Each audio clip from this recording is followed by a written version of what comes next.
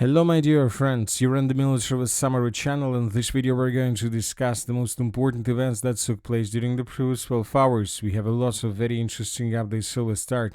And first we're going to talk about the United States of America. The states continue concentration their forces along the shore with Venezuela.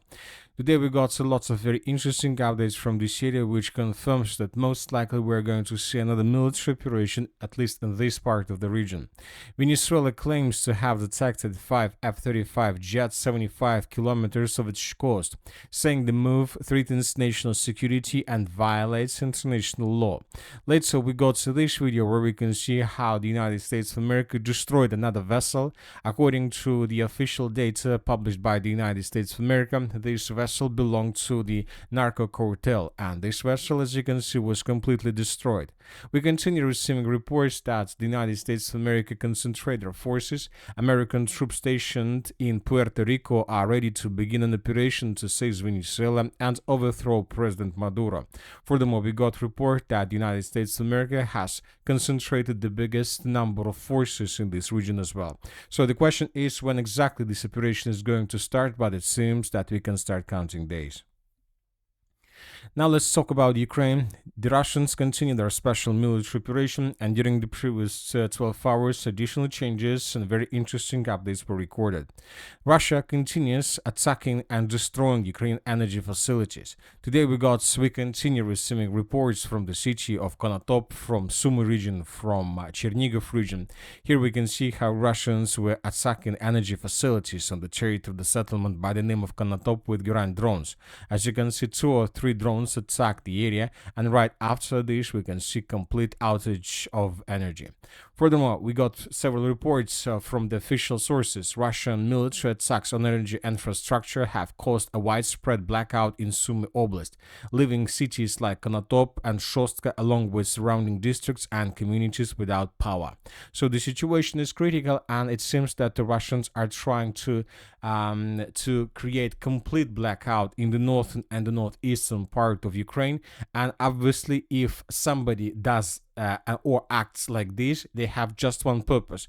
They want civilians and people to leave this area. So, which means that most likely the Russians are preparing themselves before a breakthrough operation. They're planning to move very fast, and for them it is going to be very important to be sure that there are no civilians in the region. And obviously, if the winter is going to be cold and if there is going to be no electricity, most likely civilians will leave this territory and will clear these roads of attacks for Russians. Furthermore, we continue receiving updates from the city of Chernigov. During the previous night, the Russians attacked the city, and during the night we got this video. Something big, as you can see, was damaged and destroyed, and this morning the Ukrainians still haven't managed to stabilize the situation. As you can see, the fire in this area continues. Most likely some ammo depot or fuel depot was destroyed as a result of another Russian attack. Once again, Russians are trying to clear this area and to force population to evacuate themselves. Now let's discuss the situation on the ground. We have lots of very interesting changes, and first let's talk about the Zaporozhye direction, where the group of forces east of the armored forces of the Russian Federation continue their offensive operation. As you can see, during the previous 12 hours, additional changes on the ground were recorded. Let's discuss them in details. According to information we have, the Russians once again improved their positions around the Poltavka and Uspienovka fortified areas. So these territories were captured by Russians. These 3 lines and these fortifications in the fields were captured by Russians during the previous days, and now the Russians are very close to the Uspienovka and Poltavka fortified areas. Currently, the distance between, for example, this edge position of the armored forces of the Russian Federation and farms in the eastern part of Poltavka fortified area is less than 900 meters. So which means that it's just one attack and the Russians are already on the territory of fortified area. Furthermore, the Russians improved their positions to the east of Uspienovka fortified area. At this time, the distance between positions, between Russian and Ukrainian positions, is already less than 700 meters. So we can see that the Russians are moving, they're tightening the news part, they're not making their final engagement. They're like trying to be very careful without risks. Furthermore, the sources are saying that the Russians managed to recapture the village of Verbova. I would like to remind you that yesterday, pro-Ukraine resources published this video where we can see how Ukrainians counterattacked in the area of village of Verbova and recaptured the western and the central parts of the settlement. And here we can see how Ukrainians were raising their flag in this part of the village. But today, several neutral mappers reported that the Russians counterattacked and managed to recapture the lost positions and to force Ukrainians to fall back. Some of Ukraine's soldiers were captured. Furthermore, the sources are saying that the Russians managed to get the outskirts of the settlement of Vishnyovo, and currently the clashes are taking place for its eastern buildings and constructions. So the battle for Vishnyovo has begun. This is the most important village in this direction, because if Russians capture the village, this is going to be a turning point in the battle for the Zaporozhye direction. A turning point, which means Russians will be able to move further much faster and much faster. Now let's talk about the Novopavlovka direction. During the previous nights, the Ukrainian resources published this video.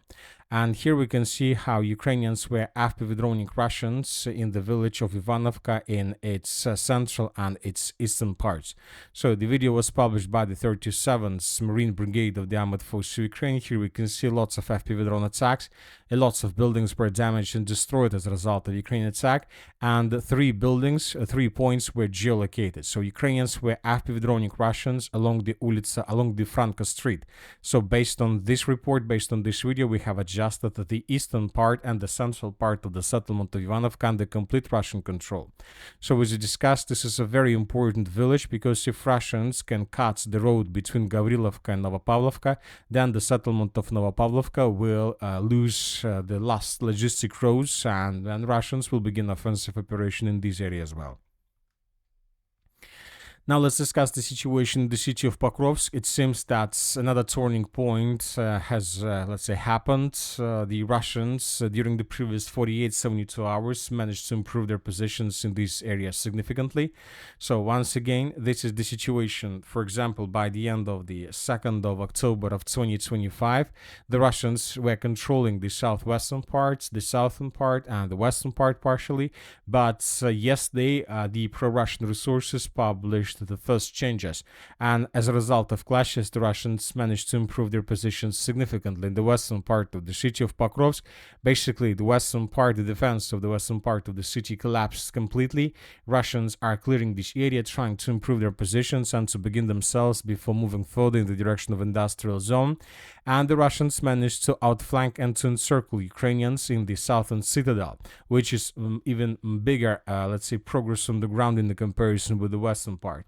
But today, by the beginning of the 4th of October, we got another report, additional report, that the Russians, during the previous night, during the previous days, managed to take the Lazurny micro-district completely.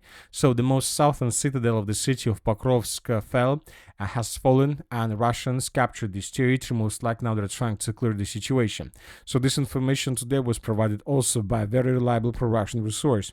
Now we see that the artillery focus of the armored force of the Russian Federation is moving further in the northern direction, to the northern parts of the city of Pokrovsk and to the eastern part of the city of Pokrovsk. So it seems that the defense of the southern part of the city of Pokrovsk has collapsed completely. And most likely in coming days, we're going to get additional changes on the ground, and it seems that Ukrainians are about to fall back from this area completely. Now let's move further and let's discuss the situation in the Sieversk-Liman direction. During the previous 12 hours, the pro-Russian resources published the video of how they were fighting for the settlement of Fedorovka. I would like to remind you that around 2 or 3 weeks ago, the Minister of Defense of the Russian Federation reported that the settlement of Fedorovka was captured by Russians completely.